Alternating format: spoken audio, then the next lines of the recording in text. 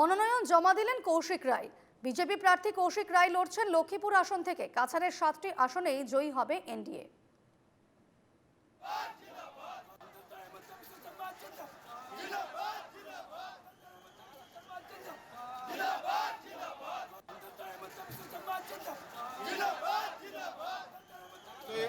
মই মনোনয়ন পত্ৰ জমা দিছোঁ আৰু আজি আপোনাৰ দেখিছে যে আমি কাছাৰ জিলাৰ আমাৰ 7খন সমষ্টিতে 6খনত বিজেপি আৰু এখনত আমাৰ মিত্ৰজোঁট এজিপি প্ৰাৰ্থী আমি একেলগে সকলোৱে মনোনয়ন পত্ৰ জমা দিছোঁ আৰু ৰাইজৰ যেনেকৈ আশীৰ্বাদ, ৰাইজৰ যেনেকৈ আজি সহযোগিতা আজি আগবঢ়াইছে, আগত আমি কেতিয়াও দেখা নাই যে ইমান ৰাইজ পুৰা এই জিলাৰ পৰা ওলাই আহি বিজেপি প্ৰাৰ্থীসকলক মনোনয়নত আশীৰ্বাদ দিবলৈ আহিছে।